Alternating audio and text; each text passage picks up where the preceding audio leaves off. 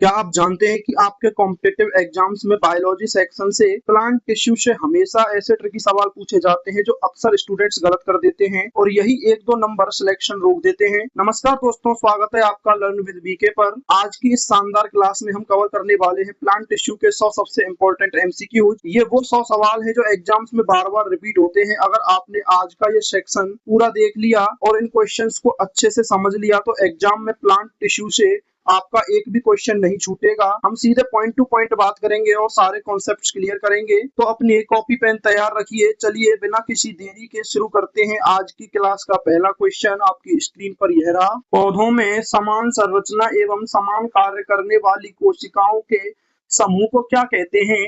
अंग, ऊतक, तंत्र या जीव? समान उत्पत्ति, समान संरचना और सामान्यतः समान कार्य करने वाली कोशिकाओं का समूह ऊतक कहलाता है। पौधों में ऊतक मुख्यतः विभाज्योतक और स्थायी ऊतक में बांटे जाते हैं। पादप ऊतकों का मुख्य वर्गीकरण किस आधार पर किया जाता है? कोशिका के रंग के आधार पर, कोशिका के आकार के आधार पर, कोशिकाओं की विभाजन क्षमता के आधार पर या कोशिका में जल की मात्रा के आधार पर?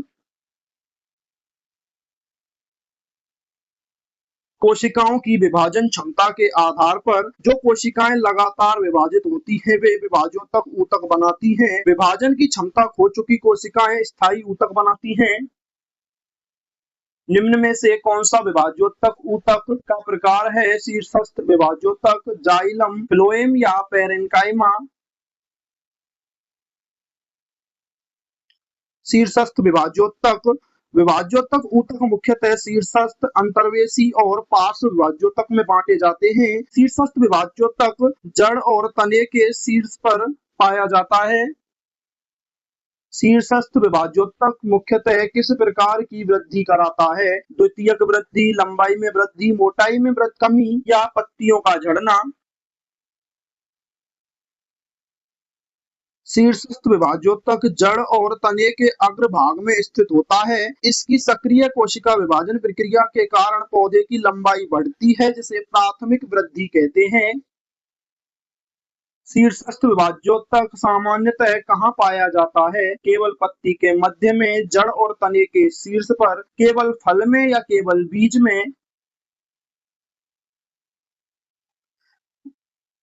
जड़ और तने के बढ़ते हुए शीर्ष पर शीर्षस्थ विभाज्योतक स्थित होता है। यह नए कोशिकीय ऊतकों के निर्माण द्वारा पौधे की लंबाई बढ़ाता है। अंतर्वेशी विभाज्योतक सामान्यतः कहाँ पाया जाता है? पर्व संधियों या उनके निकट, केवल जड़ के शीर्ष पर, केवल बीज के अंदर या केवल फल की बाहरी सतह पर? अंतर्वेशी विभाज्योतक प्राय घास जैसे पौधों में पर्व संधि या पत्ती के आधार के पास पाया जाता है। यह कटे हुए भागों की पुनः वृद्धि में भी सहायता करता है। पार्श्व विभाज्योतक मुख्यतः किस प्रकार की वृद्धि के लिए उत्तरदायी है? लंबाई में वृद्धि, मोटाई या परिधि में वृद्धि, बीज निर्माण या फूलों का रंग?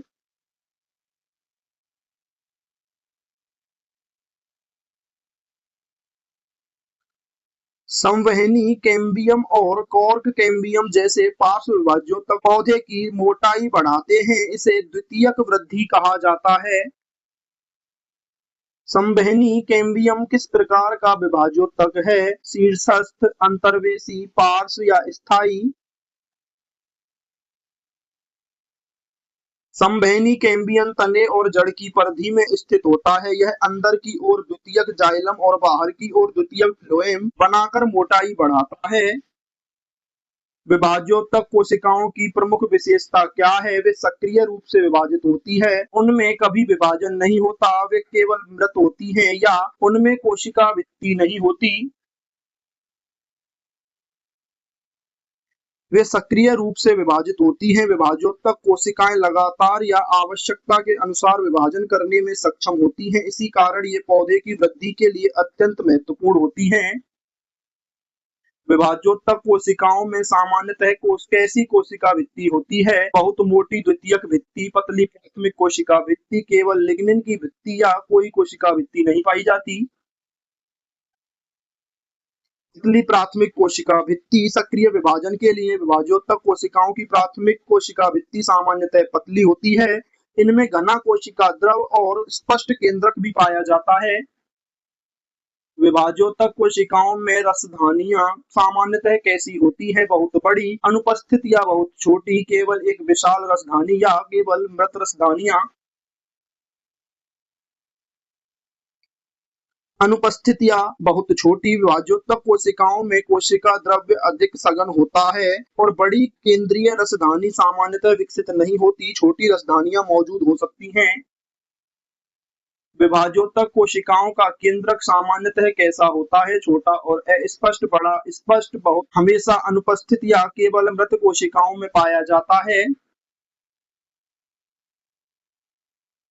बड़ा और स्पष्ट। सक्रिय कोशिका विभाजन के लिए केंद्रक की भूमिका महत्वपूर्ण होती है, इसलिए विभाजोत्तक कोशिकाओं में सामान्यतः बड़ा और स्पष्ट केंद्रक पाया जाता है। विभाजोत्तक कोशिकाओं के बीच अंतर कोशिकीय स्थान सामान्यतः कैसे होते हैं? बहुत बड़े, अनुपस्थित या बहुत कम, केवल जल से भरे हुए या केवल वायु से भरे। अनुपस्थित या बहुत कम। विभाजोत्तक कोशिकाएं एक दूसरे से सघन रूप से जुड़ी होती हैं, इसलिए इनके बीच अंतर कोशिकीय स्थान बहुत कम या लगभग नहीं होते। स्थायी ऊतक किससे विकसित होते हैं? केवल मृत कोशिकाओं से। विभाजोत्तक कोशिकाओं के विभेदन से या केवल जाइलम से या केवल फ्लोएम से। विभाजोत्तक कोशिकाओं के विभेदन से। विभाजोत्तक कोशिकाएं जब विभाजन की क्षमता कम या समाप्त करके विशिष्ट संरचना और कार्य प्राप्त करती हैं तो वे स्थायी ऊतक बनाती हैं। इस प्रक्रिया को विभेदन कहते हैं। कोशिकाओं द्वारा विशिष्ट आकार और कार्य प्राप्त करने की प्रक्रिया कहलाती है परासरण, विभेदन, वाष्पोत्सर्जन या प्रकाश संश्लेषण। विभेदन के दौरान सामान्य विभाजोत्तक कोशिकाएं विशिष्ट संरचना एवं कार्य वाली कोशिकाओं में बदलती हैं। इससे फ्लोएम, जाइलम, पैरेन्काइमा आदि स्थायी ऊतक बनते हैं। सरल स्थायी ऊतक में कितने प्रकार की कोशिकाएं होती हैं? एक ही प्रकार की, दो अनिवार्य प्रकार की, तीन अलग अलग प्रकार की या चार प्रकार की? सरल स्थायी ऊतक मुख्यतः एक ही प्रकार की कोशिकाओं से बने होते हैं। पैरेन्काइमा, कोलेन्काइमा और स्क्लेरेन्काइमा इसके प्रमुख उदाहरण हैं। निम्न में से कौन सरल स्थायी ऊतक है? जाइलम, फ्लोएम, पैरेन्काइमा, संवहनी मंडल। पैरेन्काइमा एक सरल स्थायी ऊतक है। इसकी कोशिकाएं सामान्यतः जीवित और पतली भित्ति वाली होती हैं तथा भंडारण, प्रकाश संश्लेषण आदि कार्य करती हैं। पैरेन्काइमा कोशिकाएं सामान्यतः कैसी होती हैं? जीवित, हमेशा, मृत, केवल लिग्निन युक्त या बिना केंद्रक की। पैरेन्काइमा की कोशिकाएं सामान्यतः जीवित होती हैं। इनमें पतली कोशिका भित्ति, कोशिका द्रव्य और केंद्रक पाया जाता है। पैरेन्काइमा की कोशिका भित्ति सामान्यतः कैसी होती है? पतली, अत्यधिक छोटी और लिग्निन युक्त, पूरी तरह अनुपस्थित, केवल क्लूटिन से बनी। पैरेन्काइमा की कोशिकाओं में सामान्यतः पतली प्राथमिक कोशिका भित्ति होती है। इससे वे भंडारण और अन्य जैविक कार्यों के लिए उपयुक्त रहती हैं। पैरेन्काइमा का मुख्य कार्य कौन सा हो सकता है? भोजन का भंडारण, केवल जल का उत्सर्जन, केवल बीजों को तोड़ना या केवल कोशिका विभाजन। पैरेन्काइमा कोशिकाएं स्टार्च, जल तथा अन्य पदार्थों का भंडारण कर सकती हैं। हरे भागों में यही ऊतक प्रकाश संश्लेषण में भी भाग ले सकता है। क्लोरेन्काइमा किसका विशेष रूप है? स्क्लेरेन्काइमा, पैरेन्काइमा, जाइलम या फ्लोएम। जिन पैरेन्काइमा कोशिकाओं में क्लोरोप्लास्ट उपस्थित होते हैं और जो प्रकाश संश्लेषण करती हैं उन्हें क्लोरेन्काइमा कहा जाता है। पैरेन्काइमा में किसकी मात्रा अधिक होती है? लिग्निन, अंतरकोशिकीय वायु स्थान, क्यूटिन या सुबेरिन। पैरेन्काइमा में बड़े बड़े वायु स्थान होते हैं। यह विशेष रूप से जलीय पौधों में उत्प्लावन और गैसों के आवागमन में सहायक होते हैं। जलीय पौधों में बड़े वायु स्थानों वाला ऊतक क्या कहलाता है? एरेन्काइमा, स्क्लेरेन्काइमा, कोलेन्काइमा या फ्लोएम। एरेनकाइमा पेरेनकाइमा का विशेष प्रकार है जिसमें बड़े वायु स्थान पाए जाते हैं। इससे जलीय पौधों को तैरने में सहायता मिलती है। कोलेनकाइमा का प्रमुख कार्य क्या है? पौधों को लचीलापन और यांत्रिक सहारा देना, केवल भोजन का परिवहन, केवल जल का परिवहन या कोशिका विभाजन कराना। क्लोरेनकाइमा जीवित कोशिकाओं से बना ऊतक है जिसकी कोशिका भित्ति कोनों पर असमान रूप से मोटी होती है। यह बढ़ते हुए भागों को लचीलापन प्रदान करती है।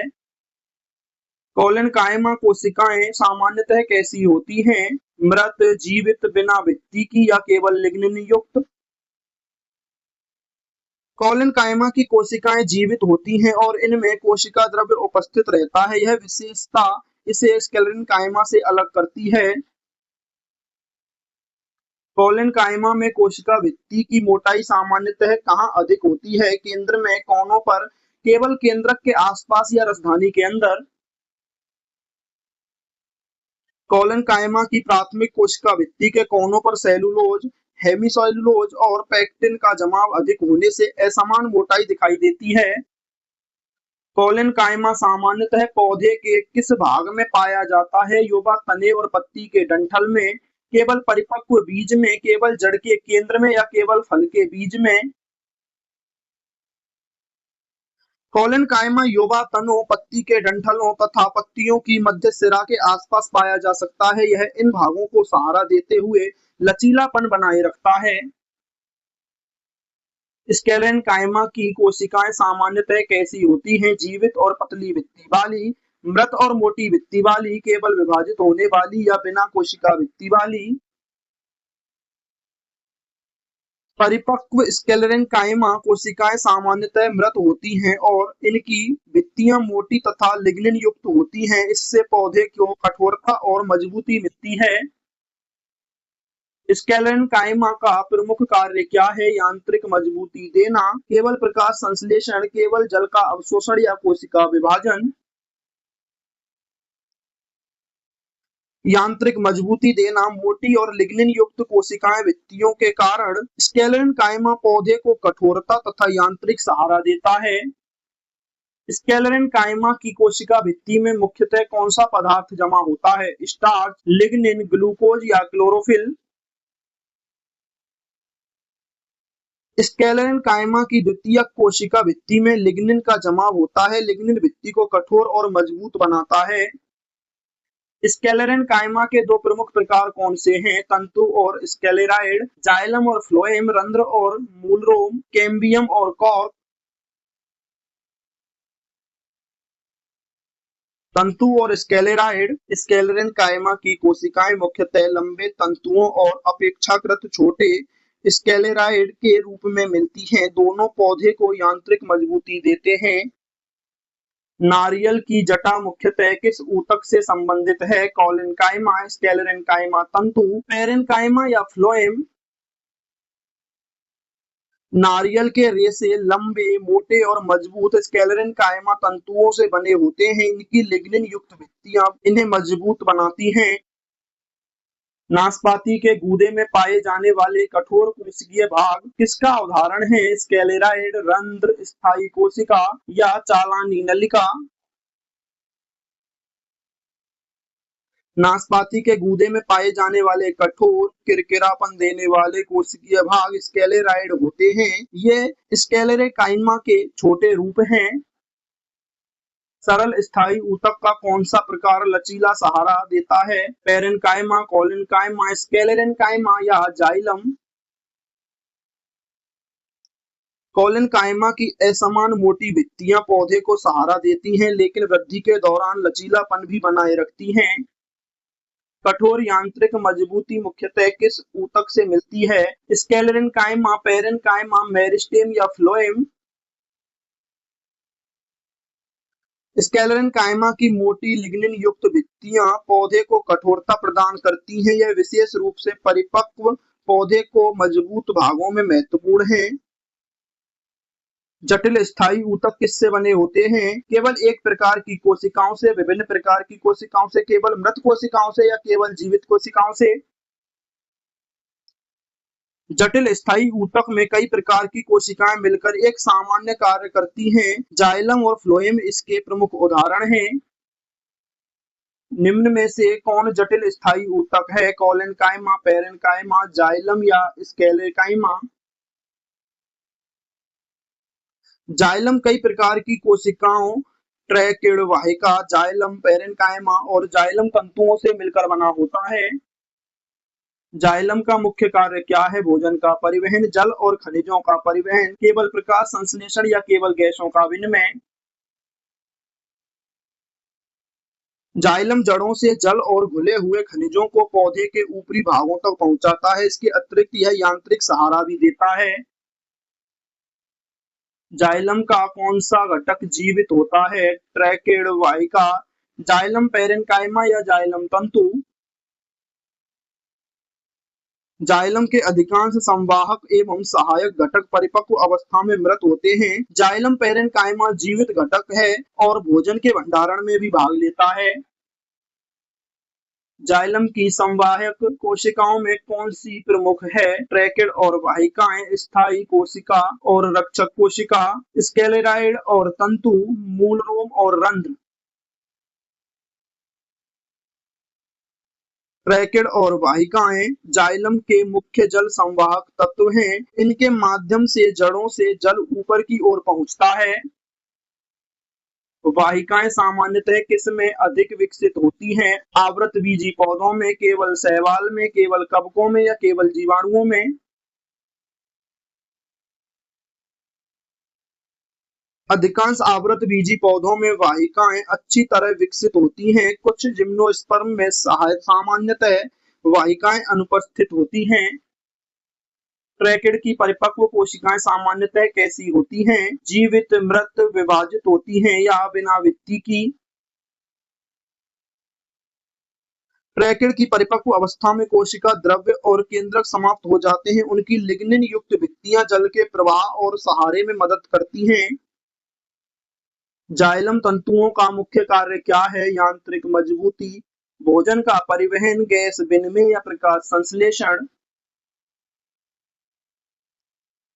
जाइलम तंतु मोटी और लिग्निन युक्त भित्तियों वाले होते हैं। वे जाइलम को यांत्रिक शक्ति प्रदान करते हैं। फ्लोएम का प्रमुख कार्य क्या है? जल का परिवहन, कार्बनिक भोजन का परिवहन, केवल खनिजों का अवशोषण या केवल गैसों का आदान प्रदान। कार्बनिक भोजन का परिवहन, फ्लोएम पत्तियों में बने कार्बनिक पदार्थों, विशेषकर सुक्रोज को स्रोत से अन्य आवश्यक भागों तक पहुंचाता है। इस प्रक्रिया को स्थानांतरण या ट्रांसलोकेशन कहा जाता है। फ्लोएम में कौन सा घटक जीवित होता है? फ्लोएम तंतु, सातवीं कोशिका, केवल मृत जाइलम या वाहिका? साथी कोशिकाएं जीवित कोशिकाएं होती हैं और चालनी नलिकाओं के साथ मिलकर कार्य करती हैं। ये चालनी नलिकाओं की उपापचयी गतिविधियों में सहायता करती हैं।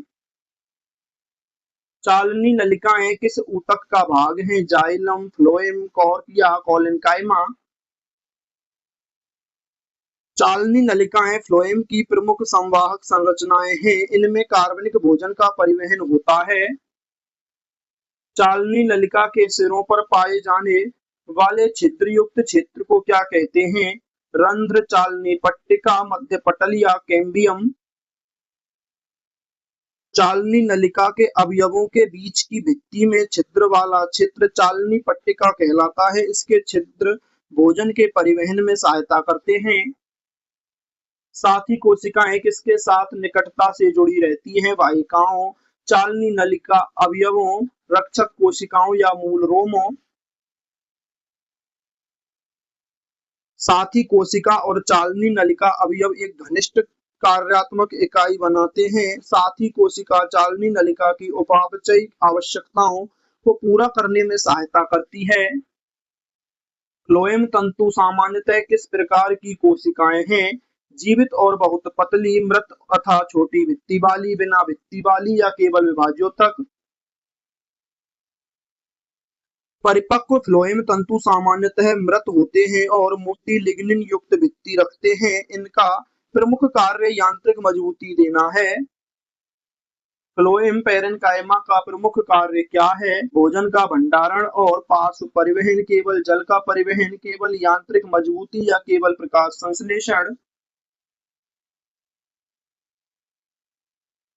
फ्लोएम पैरेन्काइमा जीवित कोशिकाएं होती हैं। ये भोजन का भंडारण करती हैं और कुछ पौधों में पार्श्व दिशा में पदार्थों के परिवहन में सहायता करती हैं। जाइलम और फ्लोएम को सामूहिक रूप से क्या कहा जाता है? आधार ऊतक, संवहनी ऊतक, रक्षी ऊतक या विभाज्योतक ऊतक। जाइलम और फ्लोएम दोनों पौधे के संवहन तंत्र के घटक हैं। जाइलम मुख्यतः जल, खनिज तथा फ्लोएम कार्बनिक पदार्थों का परिवहन करता है। जाइलम में जल का सामान्य परिवहन किस दिशा में होता है? मुख्यतः जड़ से ऊपर, केवल ऊपर से नीचे, केवल पत्ती से जड़ तक या किसी दिशा में नहीं। जाइलम जड़ों द्वारा अवशोषित जल और खनिजों को तने तथा पत्तियों तक पहुंचाता है। वाष्पोत्सर्जन खिंचाव इस ऊपर की ओर गति में महत्वपूर्ण भूमिका निभाता है। फ्लोएम में भोजन का परिवहन किस प्रकार हो सकता है? केवल ऊपर की ओर, केवल नीचे की ओर, स्रोत और सिंक के अनुसार दोनों दिशाओं में, या केवल जड़ों से पत्तियों तक। फ्लोएम में भोजन का स्थानांतरण स्रोत और सिंक के बीच आवश्यकता के अनुसार होता है, इसलिए अलग-अलग चालनी नलिकाओं में परिवहन की दिशा अलग हो सकती है। पौधे में भोजन का मुख्य स्रोत सामान्यतः कौन सा अंग है? हरी पत्ती, जड़ का अग्रभाग, जड़ टूपी या मृत छाल। हरी पत्तियां प्रकाश संश्लेषण द्वारा कार्बनिक पदार्थ बनाती हैं, इसलिए इन्हें सामान्यतः भोजन का स्रोत माना जाता है।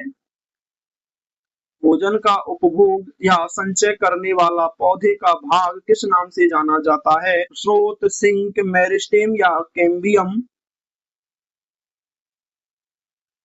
जो भाग भोजन का उपयोग करते हैं या उसे संग्रहित करते हैं वे सिंक कहलाते हैं। उदाहरण के लिए बढ़ती जड़ें, फल और बीज सिंक हो सकते हैं। निम्न में से कौन सा जाइलम का घटक नहीं है? ट्रैकेड वाहिका, जाइलम पैरेन्काइमा या साथी कोशिका। साथी कोशिका फ्लोएम का घटक है। जाइलम में ट्रैकेड वाहिका, जाइलम तंतु और जाइलम पैरेन्काइमा पाए जाते हैं। निम्न में से कौन फ्लोएम का घटक है? ट्रैकेड वाहिका, चालनी नलिका या जाइलम तंतु। चालनी नलिकाएं फ्लोएम की संवाहक संरचनाएं हैं। इनके साथ साथी कोशिकाएं कार्य करती हैं। जाइलम में जल परिवहन के लिए किस प्रकार की कोशिका सबसे अधिक विशिष्ट है? साथी कोशिका, वाहिका, रक्षक कोशिका या स्क्लेराइड। वाहिकाएं लंबी नलिकाकार संरचनाएं होती हैं जो अनेक वाहिका तत्वों के जुड़ने से बनती हैं। ये जल के कुशल परिवहन में सहायक हैं। पौधों में रक्षी ऊतक का प्रमुख उद्देश्य क्या है? सुरक्षा प्रदान करना, भोजन का निर्माण करना, जल का अवशोषण करना या कोशिका विभाजन कराना।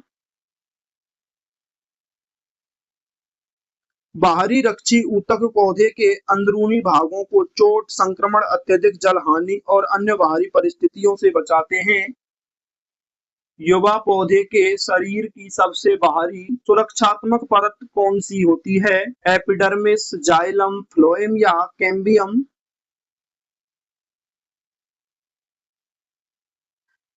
एपिडर्मिस युवा पौधे के तने, जड़ और पत्तियों की बाहरी सतह को ढकता है। यह सुरक्षा के साथ जल हानि को नियंत्रित करने में भी सहायता करता है। एपिडर्मिस सामान्यतः कितनी कोशिका परतों से बना होता है? अनेक परतों से, एक परत का, केवल मृत परत का या 4 अनिवार्य परतों का। अधिकांश युवा पौधों में एपिडर्मिस एकल कोशिका परत से बना होता है। यह बाहरी वातावरण और अंदरूनी ऊतकों के बीच सुरक्षा कवच बनाता है। पत्तियों और युवा तनों की एपिडर्मल कोशिकाओं पर जल हानि कम करने वाली परत क्या कहलाती है? क्यूटिकल, कैम्बियम, लिग्निन या चालनी पट्टिका। एपिडर्मिस के बाहर मोमीय पदार्थ से बनी क्यूटिकल होती है। यह वाष्पोत्सर्जन द्वारा होने वाली जल हानि को कम करती है। क्यूटिकल मुख्यतः किस पदार्थ से संबंधित है? क्यूटिन, लिग्निन, स्टार्च या सेलुलोज? क्यूटिकल में क्यूटिन नामक मोमीय जल अवरोधी पदार्थ प्रमुख होता है। यह पत्ती की सतह से पानी के अत्यधिक नुकसान को कम करता है। जड़ों की एपिडर्मिस में सामान्यतः क्यूटिकल क्यों नहीं होती? जड़ों में प्रकाश संश्लेषण नहीं होता, जल अवशोषण में बाधा न आए, जड़ें हमेशा मृत होती हैं या जड़ में जाइलम नहीं होता। जड़ों की एपिडर्मिस को मिट्टी से जल और खनिजों को अवशोषित करना होता है। मोटी क्यूटिकल जल के प्रवेश को बाधित कर सकती है, इसलिए जड़ की एपिडर्मिस सामान्यतः क्यूटिकल रहित होती है। जड़ के बाहरी भाग पर पाए जाने वाले एक कोशिकीय उभार क्या कहलाते हैं? रक्षक कोशिकाएं, मूल रोम, स्क्लेराइड या चालनी नलिकाएं? मूल रोम जड़ की एपिडर्मल कोशिकाओं के लंबे उभार होते हैं। वे जड़ का अवशोषण क्षेत्र बढ़ाकर जल एवं खनिजों के अवशोषण में सहायता करते हैं। मूल रोम का प्रमुख कार्य क्या है? भोजन का परिवहन, जल और खनिजों का अवशोषण, प्रकाश संश्लेषण या यांत्रिक मजबूती। जल और खनिजों का अवशोषण। मूल रोम मिट्टी के कणों के संपर्क में आने वाला क्षेत्र बढ़ाते हैं। इससे जड़ अधिक प्रभावी ढंग से जल और खनिज लवण ग्रहण कर सकती है। रंध्र मुख्यतः किस कार्य में सहायक होते हैं? गैसों के आदान प्रदान और वाष्पोत्सर्जन, भोजन के भंडारण, जड़ की वृद्धि या बीज निर्माण। गैसों के आदान प्रदान और वाष्पोत्सर्जन। रंध्र पत्तियों की सतह पर छोटे छिद्र होते हैं। इनके माध्यम से कार्बन डाइऑक्साइड और ऑक्सीजन का आदान प्रदान तथा जल वाष्प का उत्सर्जन होता है। रंध्र को खोलने और बंद करने वाली कोशिकाएं क्या कहलाती हैं? साथी कोशिकाएं, रक्षक कोशिकाएं, स्क्लेराइड या जाइलम पैरेन्काइमा?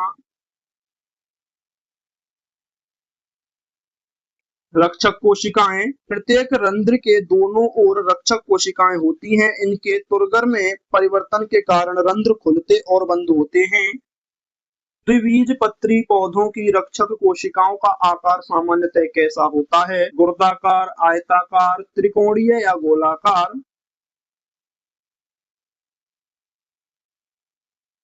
अधिकांश द्विबीजपत्री पौधों में रक्षक कोशिकाएं गुर्दे जैसी दिखाई देती हैं। इनके आकार और तुरगर में परिवर्तन रंध्र के खुलने बंद होने को नियंत्रित करते हैं। घास जैसे एक बीजपत्री पौधों की रक्षक कोशिकाएं सामान्यतः कैसी होती हैं? डंबलाकार, ताराकार, शंक्वाकार या घनाकार? डंबलाकार। अनेक घासों में रक्षक कोशिकाएं डंबल जैसी आकृति की होती हैं और यह आकृति रंध्रों के नियमन में सहायक होती हैं। रंध्रों की संख्या सामान्यतः किस सतह पर अधिक हो सकती है? पत्ती की निचली सतह, केवल जड़ की सतह, बीज की सतह या फल की जड़? पत्तियों में रंध्र निचली सतह पर अधिक होते हैं। इससे सीधे सूर्य प्रकाश के कारण होने वाली जल हानि को कम करने में मदद मिल सकती है। पौधों में वाष्पोत्सर्जन मुख्यतः किस संरचना से होता है? रंध्र, जाइलम तंतु, स्क्लेराइड या कैम्बियम? रंध्र। अधिकांश पत्तियों में जल वाष्प का उत्सर्जन मुख्यतः रंध्रों के माध्यम से होता है। रंध्रों का खुलना बंद होना इस प्रक्रिया को नियंत्रित करता है। कॉर्क किस प्रकार के ऊतक से संबंधित है? रक्षी स्थायी ऊतक, विभाजोतक ऊतक, संवहनी ऊतक या प्रकाश संश्लेषी ऊतक? रक्षी स्थायी ऊतक। द्वितीयक वृद्धि के दौरान कॉर्क कैम्बियम से कॉर्क का निर्माण होता है। कॉर्क बाहरी सुरक्षा प्रदान करता है और जल हानि कम कर सकता है। कॉर्क की कोशिका भित्ति में कौन सा पदार्थ जमा होता है? सुबेरिन, क्लोरोफिल, स्टार्च या पेक्टिन मात्र? कॉर्क कोशिकाओं की भित्तियों में सोवेरिन जमा होता है। सोवेरिन जल और गैसों के लिए अपेक्षाकृत अपारगम्य होता है और सुरक्षा प्रदान करता है। कॉर्क की परिपक्व कोशिकाएं सामान्यतः कैसी होती हैं? जीवित, मृत, विभाजोत्तक या बिना भित्ति वाली। कॉर्क कोशिकाएं परिपक्व होने पर मृत हो जाती हैं और सोवेरिन युक्त भित्तियां बना लेती हैं। इस कारण वे बाहरी सुरक्षा के लिए उपयुक्त होती हैं। कॉर्क कैम्बियम को अन्य किस नाम से जाना जाता है? फैलोजेन, प्रोटोडर्म, प्रोकैम्बियम या एपिडर्मिस। कॉर्क कैम्बियम का वैज्ञानिक नाम फैलोजेन है। यह बाहर की ओर फैलेम और अंदर की ओर फैलोडर्म जैसी कोशिकाएं उत्पन्न कर सकता है। फैलोजेन की बाहरी ओर बनने वाला ऊतक क्या कहलाता है? फैलेम, जाइलम, फ्लोएम या कोलेनकाइमा।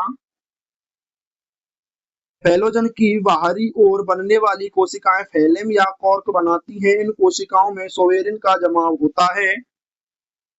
फैलोजन की अंदर की ओर बनने वाली कोशिकाएं किससे संबंधित हैं? फैलोडर्म, फैलेम, जाइलम या चालनी नलिका। फैलोजेन अंदर की ओर फैलोडर्म कोशिकाएं बनाता है। फैलोडर्म जीवित कोशिकाओं वाला ऊतक हो सकता है और द्वितीयक सुरक्षा यंत्र का भाग होता है। लेंटिसेल का प्रमुख कार्य क्या है? गैसीय विनिमय, भोजन का निर्माण, जड़ की वृद्धि या जल का अवशोषण। तने की कॉर्क युक्त सतह पर लेंटिसेल पाए जाते हैं। वे अंदर के जीवित ऊतकों और बाहरी वातावरण के बीच गैसों के आदान प्रदान में सहायक होते हैं। द्वितीयक वृद्धि के दौरान बाहरी रक्षी तंत्र में कौन सा परिवर्तन होता है? एपिडर्मिस के स्थान पर पेरिडर्म विकसित हो सकता है, जाइलम समाप्त हो सकता है, फ्लोएम हमेशा नष्ट हो जाता है या सभी कोशिकाएं विभाजोत्तक बन जाती हैं। एपिडर्मिस के स्थान पर पेरिडर्म विकसित हो सकता है। तने की मोटाई बढ़ने पर प्रारंभिक एपिडर्मिस फट सकता है। इसके स्थान पर कॉर्क कैम्बियम द्वारा पेरिडर्म का निर्माण हो जाता है, जिसमें फैलेम, फैलोजन और फैलोडर्म शामिल होते हैं। पेरिडर्म का मुख्य घटक कौन सा है? फैलोजेन, रक्षक कोशिका, स्थायी कोशिका या ट्रैकिड। पेरिडर्म में फैलोजेन महत्वपूर्ण विभाजोत्तक घटक है। इससे बाहर फैलेम और अंदर फैलोडर्म बनते हैं। पौधे में प्राथमिक वृद्धि मुख्यतः किसके कारण होती है? शीर्षस्थ विभाजोत्तक, कॉर्क, स्क्लेरेनकाइमा या फ्लोएम तंतु। शीर्षस्थ विभाजोत्तक तने और जड़ की लंबाई बढ़ाता है, इसलिए यह प्राथमिक वृद्धि का प्रमुख स्रोत है। द्वितीयक वृद्धि मुख्यतः किसके कारण होती है? पार्श्व विभाजोत्तक, शीर्षस्थ विभाजोत्तक, एपिडर्मिस या पेरेन्काइमा। संवहनी कैम्बियम और कॉर्क कैम्बियम जैसे पार्श्व विभाजोत्तक तने और जड़ की मोटाई बढ़ाते हैं। इसे द्वितीयक वृद्धि कहते हैं। कैम्बियम की गतिविधि से कौन सा द्वितीयक ऊतक बनता है? द्वितीयक जाइलम, एपिडर्मिस, मूलरोम या रंध्र। संवहनी कैम्बियम अंदर की ओर द्वितीयक जाइलम और बाहर की ओर द्वितीयक फ्लोएम बनाता है। इसके कारण तने की मोटाई बढ़ती है। संवहनी कैम्बियम बाहर की ओर मुख्यतः क्या बनाता है? द्वितीयक फ्लोएम, द्वितीयक जाइलम, कॉर्क या एपिडर्मिस। कैम्बियम की विभाजित कोशिकाएं अंदर की ओर जाइलम और बाहर की ओर फ्लोएम उत्पन्न करती हैं। यह द्वितीयक संवहन तंत्र के विकास में महत्वपूर्ण है। संवहनी कैम्बियम अंदर की ओर क्या बनाता है? द्वितीयक जाइलम, द्वितीयक फ्लोएम, फैलेम या फैलोडर्म। संवहनी कैम्बियम का आंतरिक उत्पाद द्वितीयक जाइलम होता है। यह समय के साथ लकड़ी के बड़े भाग का निर्माण कर सकता है। तने में लकड़ी मुख्यतः किस ऊतक से बनती है? द्वितीयक जाइलम, प्राथमिक फ्लोएम, एपिडर्मिस या कोलेनकाइमा। द्वितीयक जाइलम के साथ जमा होकर लकड़ी का मुख्य भाग बनता है। इसमें संवाहक तथा यांत्रिक तत्व होते हैं। वार्षिक वलय मुख्यतः किससे संबंधित है? द्वितीयक जाइलम की मौसमी वृद्धि, एपिडर्मिस की मोटाई, रंध्रों की संख्या या जड़ रोमों की लंबाई। द्वितीयक जाइलम की मौसमी वृद्धि समशीतोष्ण क्षेत्रों में विभिन्न मौसमों में कैम्बियम की गतिविधि बदलती है। इसके परिणाम स्वरूप द्वितीयक जाइलम की अलग अलग घनत्व वाली परतें बन सकती हैं, जिन्हें वार्षिक वलय कहा जाता है। स्प्रिंगवुड सामान्यतः किस मौसम से संबंधित है? अनुकूल वृद्धि के मौसम से, केवल अत्यधिक सूखे मौसम से, केवल पतझड़ से या केवल शीतकाल से। अनुकूल वृद्धि के मौसम से। अनुकूल वृद्धि के समय बनने वाला जाइलम अपेक्षाकृत चौड़े तत्वों वाला हो सकता है। इसे स्प्रिंग या अर्ली वुड कहा जाता है। लेट वुड सामान्यतः किस समय बनता है? वृद्धि अवधि के बाद के भाग में, केवल बीज अंकुरण से पहले, केवल जड़ के शीर्ष पर या केवल फूल आने के समय। वृद्धि अवधि के बाद बनने वाला जाइलम सामान्यतः अधिक सघन और संकीर्ण तत्वों वाला होता है। इसे लेट वुड कहते हैं। हृदय काष्ठ को अंग्रेजी में क्या कहा जाता है? सैपवुड, हर्टवुड, कॉर्क या बार्क। हर्टवुड तने के पुराने आंतरिक और सामान्यतः गहरे रंग वाले द्वितीयक जाइलम को हृदय काष्ठ कहते हैं। इसमें अक्सर रेजिन, टैनिन आदि पदार्थ जमा होते हैं। रस काष्ठ का प्रमुख कार्य क्या है? जल और खनिजों का संवहन, केवल सुरक्षा, केवल भोजन भंडारण या केवल गैस विनिमय। जल और खनिजों का संवहन। बाहरी और अपेक्षाकृत नया द्वितीयक जाइलम, जिसे रस काष्ठ कहते हैं, जल एवं खनिजों के संवहन में अधिक सक्रिय रहता है। हृदय काष्ठ सामान्यतः कैसा होता है? अधिक सक्रिय, संवाहक, अपेक्षाकृत निष्क्रिय और टिकाऊ, पूरी तरह जीवित या केवल फ्लोएम से बना। अपेक्षाकृत निष्क्रिय और टिकाऊ। हृदय काष्ठ पुराने जाइलम से बना होता है और सामान्यतः जल परिवहन से सक्रिय नहीं रहता। इसमें विभिन्न पदार्थों के जमाव से इसकी मजबूती और टिकाऊपन बढ़ सकता है। पौधों में ऊतक तंत्र की अवधारणा में कितने प्रमुख ऊतक तंत्र माने जाते हैं? 2, 3, 4 या 5?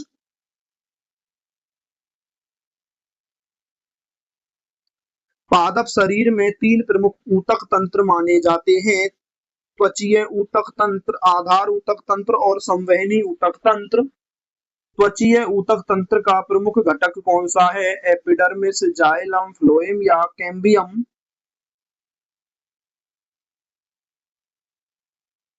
त्वचीय ऊतक तंत्र पौधों की बाहरी सतह को ढकता है। युवा पौधों में इसका प्रमुख घटक एपिडर्मिस होता है। संवहनी ऊतक तंत्र में कौन से ऊतक आते हैं? जाइलम और फ्लोएम, पैरेन्काइमा और कोलेनकाइमा, एपिडर्मिस और कॉर्क, रंध्र और मूलरोम।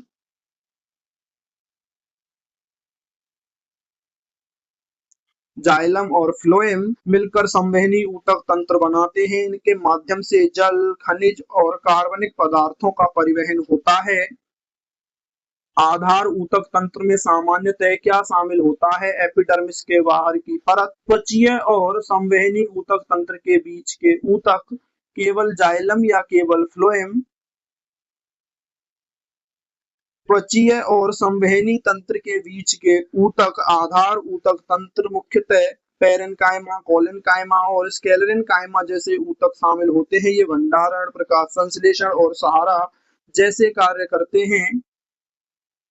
पादप ऊतक में अंतरकोशिकीय स्थान किस ऊतक में विशेष रूप से अधिक हो सकता है?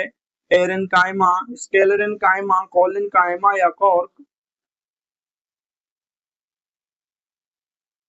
एरेन्काइमा। एरेन्काइमा की विशेषता बड़े अंतरकोशिकीय वायु स्थान है। ये विशेष रूप से जलीय पौधों में गैसों के आवागमन और उत्प्लावन में सहायक होते हैं। पैरेन्काइमा में यदि क्लोरोप्लास्ट उपस्थित हो तो इसे क्या कहते हैं? क्लोरेन्काइमा, स्क्लेरेन्काइमा, एरेन्काइमा या फ्लोएम? क्लोरेनकाइमा क्लोरोप्लास्ट युक्त पेरेनकाइमा प्रकाश संश्लेषण करता है और क्लोरेनकाइमा कहलाता है। यह सामान्यतः पत्तियों और हरे तनों से मिलकर बनता है। एरेनकाइमा का विशेष महत्व किस प्रकार के पौधों में है? जलीय पौधों में, केवल मरुस्थलीय पौधों में, केवल परजीवी पौधों में या केवल शंकुधारी पौधों में? जलीय पौधों में। एरेनकाइमा में वायु स्थान होने से जलीय पौधों को तैरने में सहायता मिलती है। यह आंतरिक गैस संचरण के लिए भी उपयोगी है। तो दोस्तों, ये थे प्लांट टिश्यू के टॉप 100 मोस्ट इम्पोर्टेंट क्वेश्चंस। मुझे पूरी उम्मीद है कि आज की क्लास से आपको बहुत कुछ नया सीखने को मिला होगा। अब आप मुझे ईमानदारी से नीचे कमेंट करके बताइए कि इन 100 क्वेश्चंस में से आपके कितने जवाब सही हुए, आपका स्कोर क्या रहा। अगर आपको आज की क्लास अच्छी लगी हो और आपका अच्छे से रिवीजन हुआ हो तो इस वीडियो को एक लाइक जरूर करें। अपने उन सभी दोस्तों के साथ इसे शेयर करें जो एग्जाम्स की जी जान से तैयारी कर रहे हैं। ऐसी ही बेहतरीन क्लासेज और to the point study material के लिए लर्न विद वीके को सब्सक्राइब करके बेल आइकॉन को ऑल पर सेट करना बिल्कुल ना भूलें, ताकि अगली क्लास का नोटिफिकेशन सबसे पहले आपको मिले। मिलते हैं आपसे अगली क्लास में एक और नए और इम्पोर्टेंट टॉपिक के साथ। तब तक के लिए अपना ध्यान रखें, मेहनत करते रहें। जय हिंद।